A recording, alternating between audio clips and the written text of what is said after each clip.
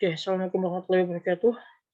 Oke, kita lanjutkan materi bimbingannya. Oke,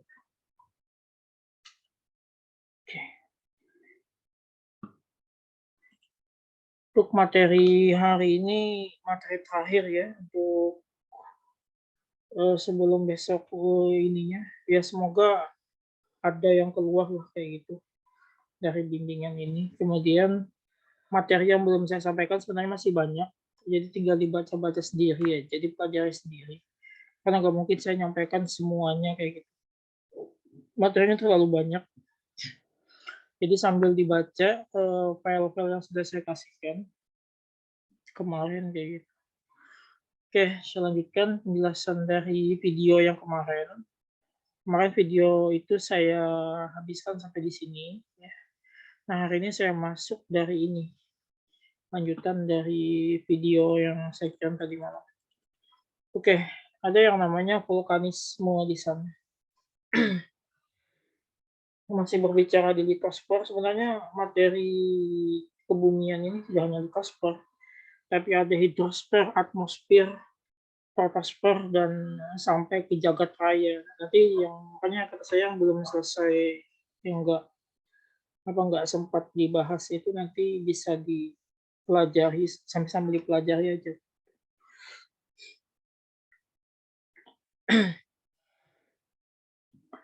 Sebentar. Oke.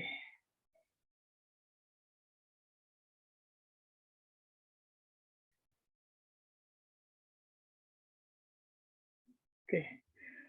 Nah, vulkanisme di sini adalah segala kegiatan magma dari lapisan dalam litosfer menyusup ke lapisan yang lebih atas atau sampai keluar permukaan bumi kayak gitu. Jadi vulkanisme kebanyakan mulai dari dalam bumi ya, terjadinya mulai dalam bumi sampai menuju ke luar ya, sampai ke kerak bumi kayak gitu. Kalau dalam bumi kan berarti dia dari inti bumi kayak gitu. Nah, gerakan magma ini terjadi karena magma mengandung gas yang merupakan sumber tenaga magma untuk menekan batuan di sekitarnya. Jadi magma itu saya katakan beberapa waktu yang lalu, jalur magma, kalau kita gambar sebuah gunung, ya kan, jalur magma itu sampai ke inti bumi sebenarnya. Yang padatannya di bawah, kemudian di atas dari padatan ini adalah cair. Nah, ketika terjadi letusan gunung atau erupsi gunung berapi seperti itu, maka dia akan keluar, akan tersedot ke sini. Nah, karena dia mengandung padatan dan juga cairan, di sini panas, otomatis dia mengandung gas, kayak gitu, keluar gasnya. Ya, sama seperti orang merebus air, ketika air itu mendidih, maka dia akan membentuk namanya gas, ya, uap airnya seperti itu. Nah, sama halnya seperti ini. Jadi magma itu terjadi karena magma mengandung gas. Jadi gerakan yang ada di eh, pergeseran dan pergerakan daripada gejala di litosfer ini itu terjadi karena magma mengandung gas yang merupakan sumber tenaga magma untuk menekan batuan di sekitarnya. Jadi gas ini memiliki tekanan yang tinggi. Kalau di dalam fisika itu kan ada yang namanya gas ideal. Gas ideal PV sama dengan nRT. Nah, dia ketika ini konsep gas ideal sebenarnya. Ketika apa namanya temperaturnya tinggi, ya, ini kan adalah gasnya, jumlah molekul gasnya banyak, maka tekanannya pasti akan besar. Sedangkan volumenya, ya, ketika volumenya kecil, volume dalam ukurannya ini kecil, tapi temperaturnya tinggi, maka dia akan memiliki tekanan yang besar. Sehingga ketika dia menekan, anggaplah gunung ini volumenya segini aja. Tapi temperatur di dalam tinggi, kemudian molekul-molekul gasnya ini banyak, sedangkan luas permukaan dan volumenya hanya kecil segini, maka tekanannya pasti besar. Itu yang menyebabkan terjadinya penekanan dari sini naik ke atas seperti itu. Itu secara konsepnya. Kemudian magma dan aktivitasnya. Nah, telah dikemukakan di atas bahwa magma adalah batuan cair pijar bersuhu tinggi yang terjadi dari berbagai mineral dan mengandung gas yang larut di dalamnya. Jadi magma di sini lebih kepada cairan pijar ya, cairan pijar bersuhu tinggi. Jadi cairan pijar bersuhu tinggi ini berarti ya dia mengandung yang namanya apa namanya temperatur yang sangat tinggi ya. Sebentar ini. Oke, sebentar ya.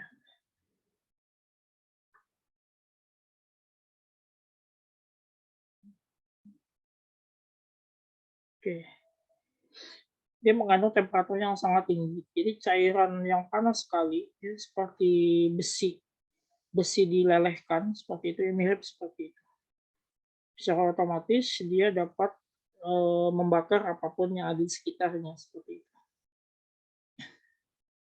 Nah, kalau saya katakan tadi di dalam bumi ada yang namanya aktivitas magma di sini, ada yang cair, ada yang padatan. Nah, padatan ini kan ketika di sini cairan mendidih seperti besi dibakar sampai hancur kayak gitu, maka dia juga akan sama halnya di sini juga.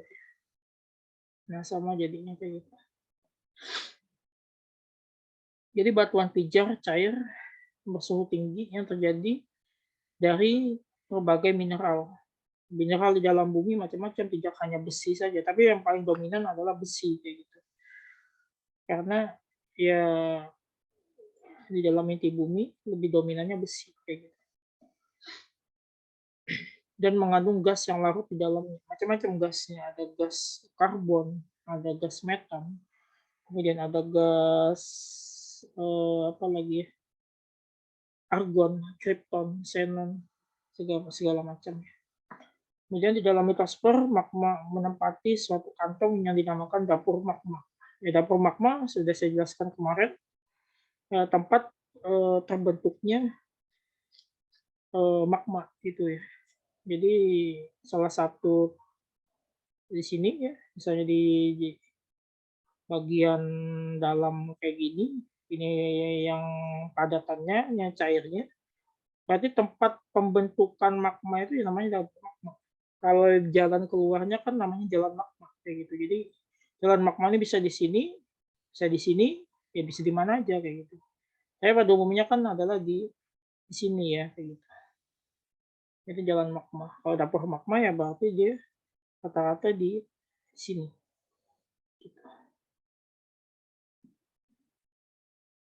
Ada pula yang dekat dengan permukaan bumi. Nah, kalau dekat dengan permukaan bumi ya saya ceritakan kemarin bahwa ketika dia sampai di sini, udara di sini nanti akan masuk. Makanya akan terjadi namanya batuan endapan di dalam kayak gitu. Gitu. Oke, bukan batuan endapan, batuan beku dalam. Ketika dia masih berada di dalam sini, kemudian udara luar berinteraksi masuk ke dalam sini, maka disebut sebagai batuan beku dalam. Gitu. Nah, jadi ada yang di dalam bumi, ada yang dekat dengan permukaan bumi, dapur magmanya. Ada pula yang dekat dengan permukaan bumi. Perbedaan ini merupakan penyebab perbedaan kekuatan letusan yang terjadi. Pada umumnya, dapur magma yang dalam menimbulkan letusan yang lebih kuat daripada yang letaknya lebih dangkal. Kali ini lebih dangkal, kali ini di dalam sekali. Ya, jelas lebih ini ya. Sesuai dengan hukum PV-NRT tadi. NRT. Ini hukum gas ideal. Ketika dia lebih jauh di dalam, maka akan lebih besar ininya tekanannya. Besar dan kecilnya volume dapur magma berpengaruh pada lamanya aktivitas gunung api yang bersumber dari magma tersebut. Jadi bisa volume daripada dapur magma, ya kalau saya katakan wilayah sini adalah volumenya, ya berarti tetap berlaku hukum ini, kayak gitu. Semakin kecil dapur magma, semakin banyak gasnya ini, dan semakin tinggi temperatur, maka tekanan semakin besar. Itu aja. Agar diperhatikan bahwa dapur magma hampir tidak dapat diketahui, sehingga kalau Anda melihat gambar atau menggambarkan dapur magma tidak tampak alasnya. Jadi kita nggak tahu ujungnya ujungnya ini tuh di mana kayak gitu ya. Ujungnya si magma itu di mana. Yang jelas dia berada di dalam kayak gitu aja. Nah, seperti batuan beku, magma juga dapat dibedakan berdasarkan perbedaan susunan mineral yang dikandung magma tersebut. Ada magma yang asam, yaitu yang banyak mengandung kuarsa atau silikat ini ya, silikon oksida. Silikon oksida atau silikat. Makanya ketika letusan gunung berapi, itu akan memancarkan namanya abu silikat, ya, silikon oksida. Ketika dia padat sekali, biasanya kalau padat itu bukan bentuk abu jadinya. Nah, kalau bentuk abu itu biasanya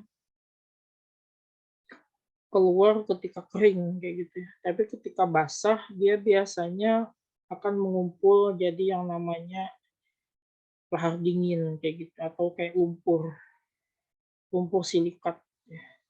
Tapi kalau dia kering, nggak ada hujan atau misalnya cuacanya panas, dia biasanya akan terbang sebagai debu, abu kayak gitu. Mirip kayak abu gosok kayak gitulah.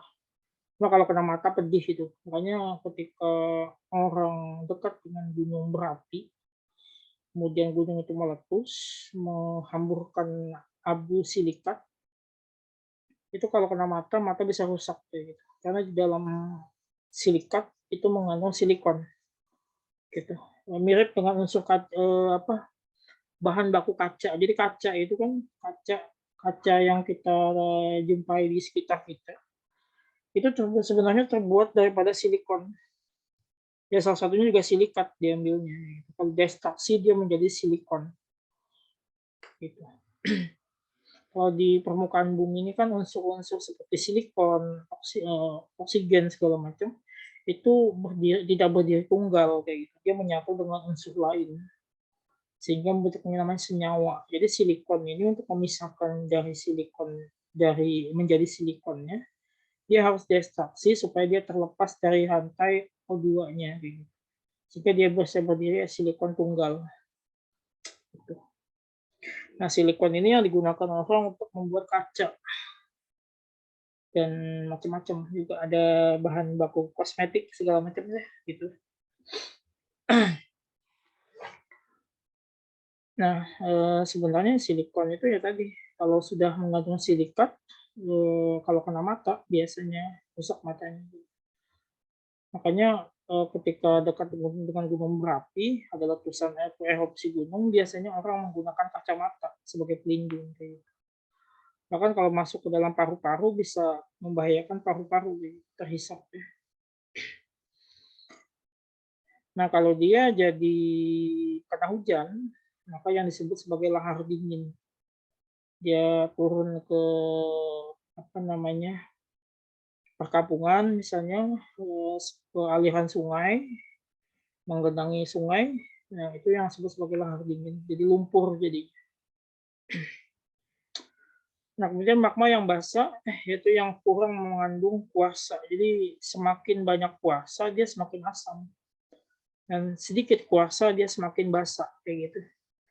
Kalau dalam kimia kan yang namanya asam itu pH-nya di bawah 7 ya. Di bawah 7 itu sampai 1 sampai 0 ya. 0 sampai 7 ini asam. Jadi semakin ke 0 mendekati 0 semakin asam. Kalau basa di atas 7 sampai 14. Kalau ini kan ada pH ya. Kalau basa pOH. Kita kalau di kimia. eee, yang basah buahnya lebih tua. Biasanya, basah itu kan sifatnya pahit ya, kalau asam kan asam, kalau rasanya kan pahit, basah. Ya sama kayak sabun lah ya, pahit itu basah. Yang basah mengandung lebih kuat daripada asam, karena banyak mengandung, mineral yang berwarna tua seperti muskovit dan biotit. Contoh magma yang asam ialah granit dan diorit, yang basah ialah gabbro dan basalt. Jadi ini jenis-jenis batuan, batu gabbro dan batu basalt. Kemudian batu muskovit dan biotit jenis batuan. Jadi di dalam batuan itu sebenarnya banyak mineral-mineral yang terkandung.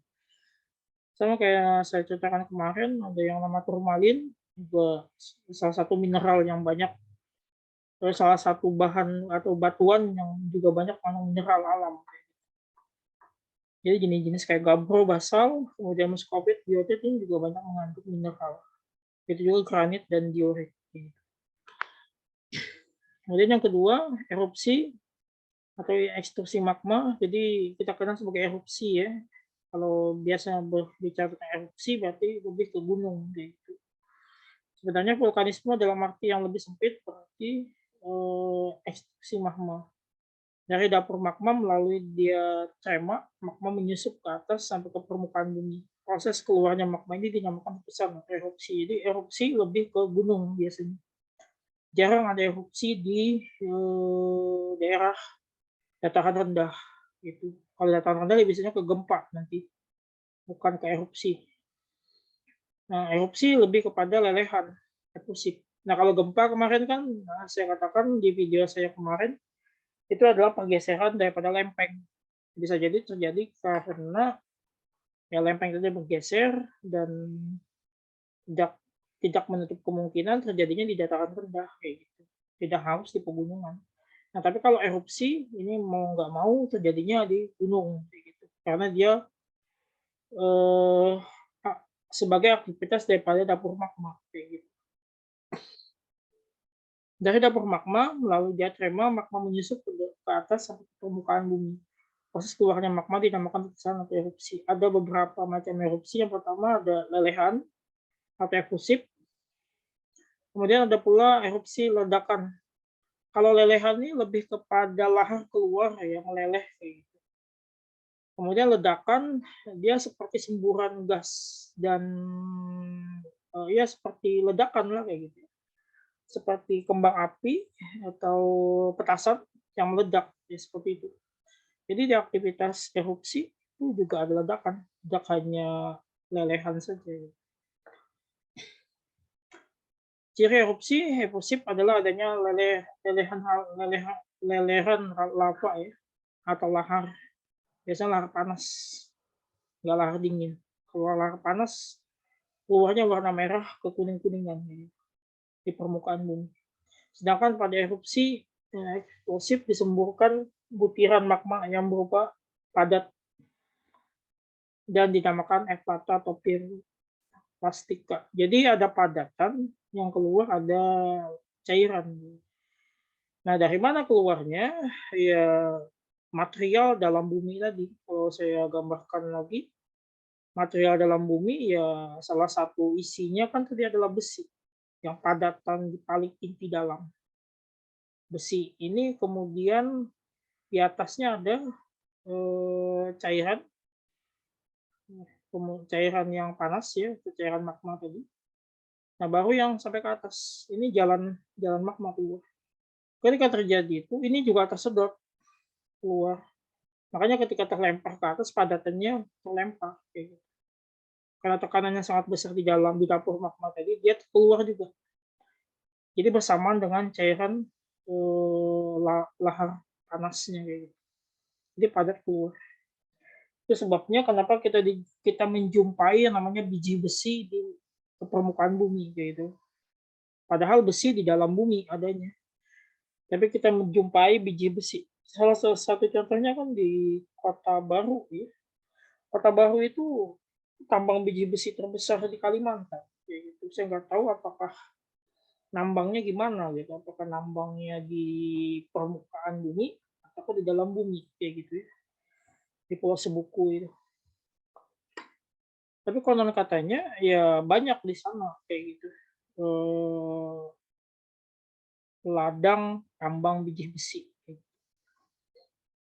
Nah, padahal di Kalimantan tidak dijumpai yang namanya aktivitas erupsi gunung.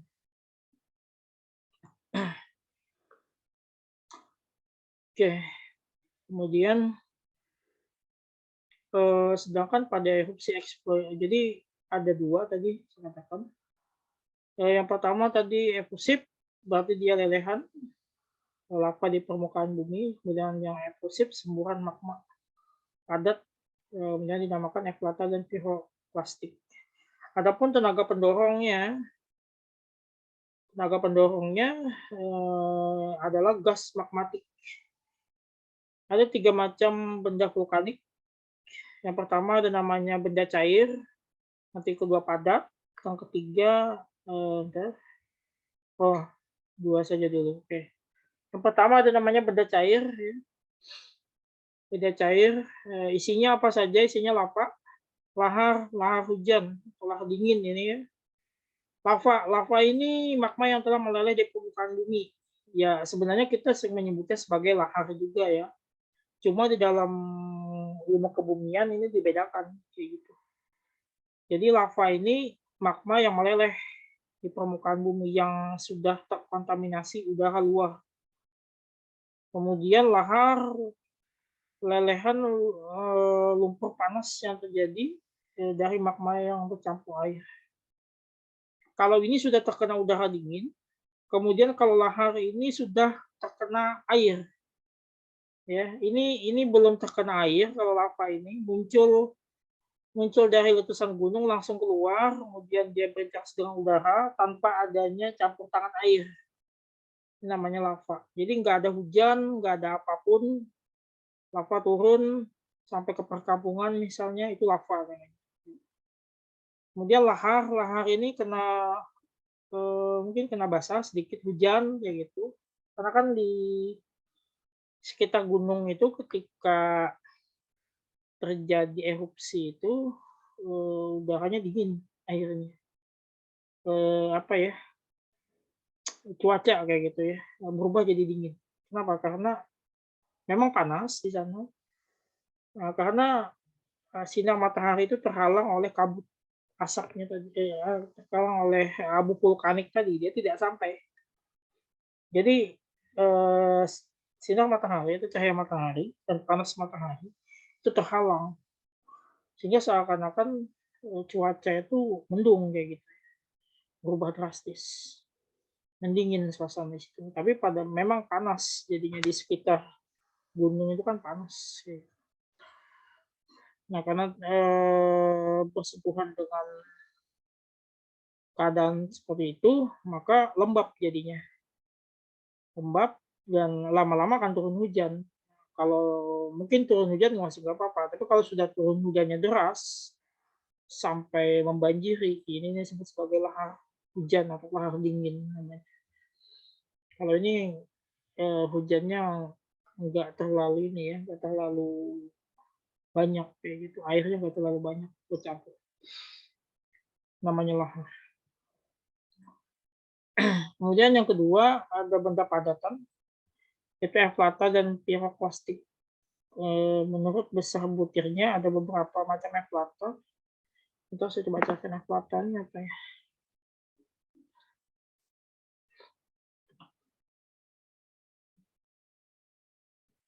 Oke, sudah.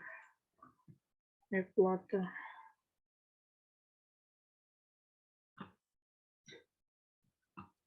Oke, saya lanjutkan dulu. Eh, Benda padat dari yaitu eflata atau piroklastik menurut besar butirnya ada beberapa macam eflata dari besar sampai ke kecil, yaitu borak, lapili, kerikil vulkanik, ya sebenarnya lebih kepada batuan ya, eflata. Ada kok gambarnya di Google kayak gitu. Kalau mau searching nanti boleh searching aja. Eflata tuh mirip kayak ini ya, batuan kayak gitu, batuan khusus tertentu kayak gitu. Nah, dia punya jenis-jenis tertentu ya, ada dari yang besar sampai yang kecil.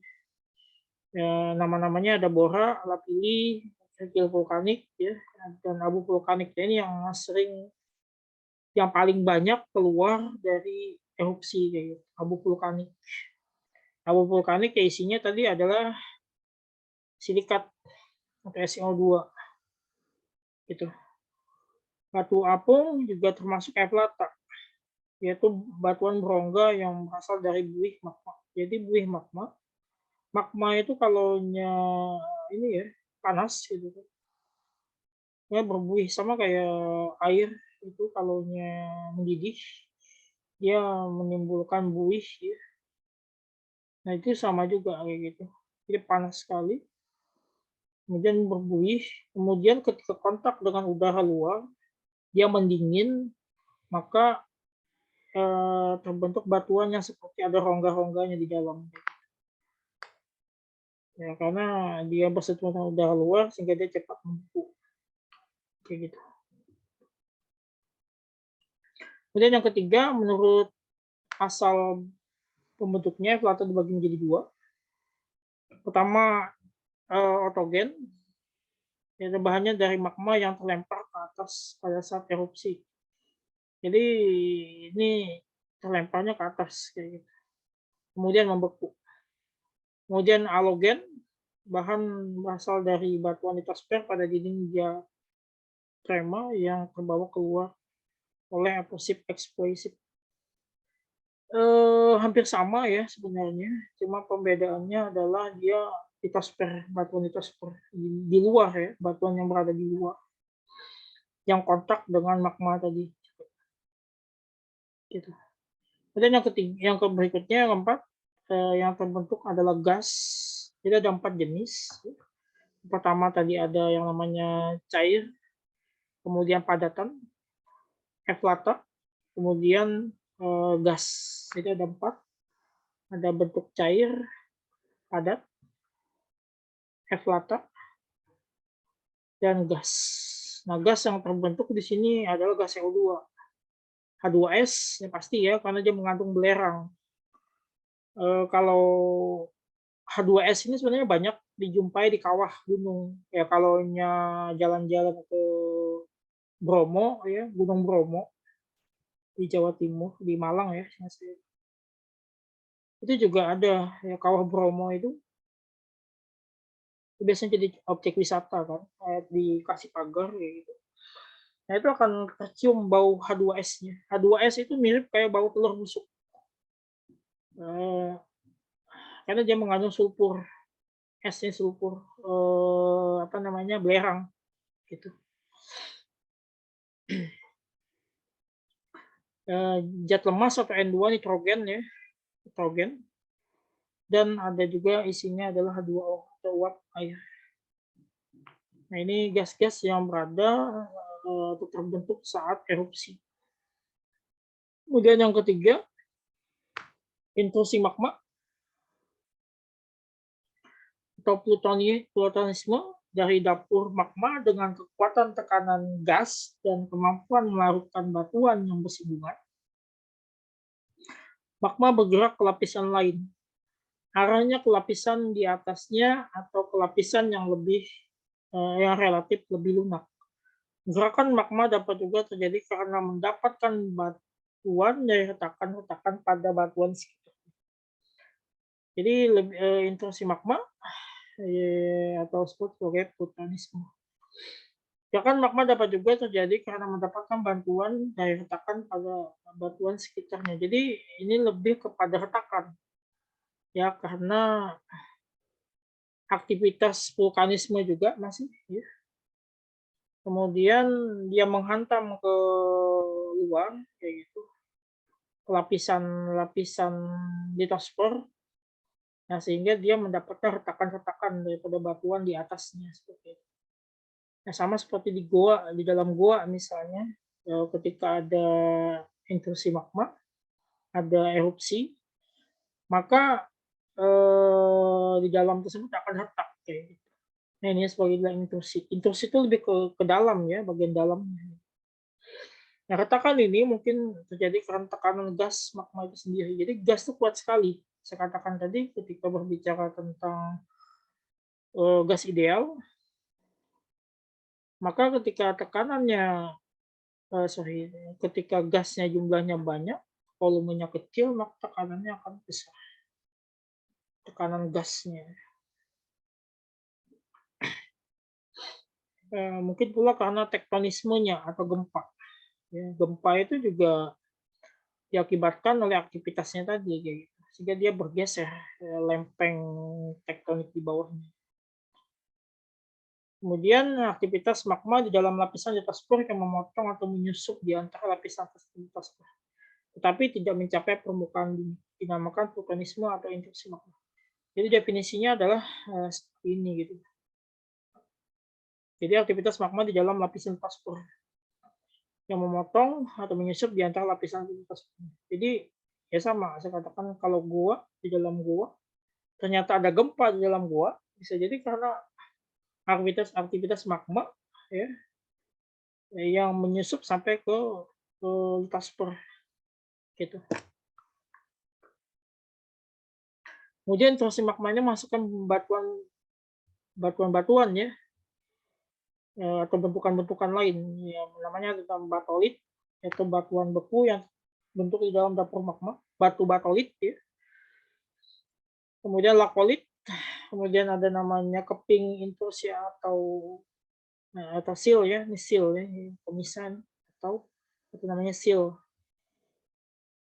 Yaitu sisiwan magma yang membeku di antara dua lapisan litosfer relatif tipis atau melebar. Yang kalau lakolit tadi batuan berasal dari resapan magma di antara dua lapisan. Jadi ada dua lapisan litosfer, kemudian dia meresap, kemudian mengendap ya. Bukan mengendap, membeku kena udara kayak gitu. Nah, ya udara luar, katakan udara luar, sehingga bentuknya menjadi cembung. Namanya lakolit. Kemudian gang atau dikes yaitu batuan hasil intrusi magma yang memotong lapisan-lapisan litosfer dengan bentuk pipih. Ada khusus jenis-jenis batuan tersebut ya. Kalau nanti dicari bisa sendiri di Google, bisa di sendiri. Ketika nanti kata kuncinya misalnya lakolit, dimana nanti akan muncul bentuk batuannya. Jadi lebih kepada batuan sebenarnya. Jenis-jenis batuannya. Apofisis yaitu gang yang relatif kecil, merupakan cabang daripada gang. Jadi di dalam dapur magma ini kan ada namanya gang kecil ya. Ini gang-gang kecil namanya yang kayak gini. Nah, ini tempat keluarnya magma juga. Nah, disebut sebagai gang juga, gang daripada magma itu kayak gitu. Kemudian ada namanya diatrema, yaitu batuan pengisi pipa letusan berbentuk silinder mulai dari dapur magma sampai ke permukaan bumi. Jadi ini juga hampir sama tadi dengan yang batu-batuan yang lainnya seperti itu. Ini contohnya ya. Ini seal, lakolit di atasnya ya. Jadi ini bawahnya dapur magma. Dan keluar dari sini nanti. Gitu. Oke. Kemudian bentuk intrusi magma itu tergantung pada jenis magmanya yang merupakan sumber mineral mempunyai arti ekonomis. Jadi banyak sekali ekonomisnya. Kalau dijual mungkin ya harganya mahal kayak gitu ya. Jenis-jenis kayak gitu punya harga ekonomis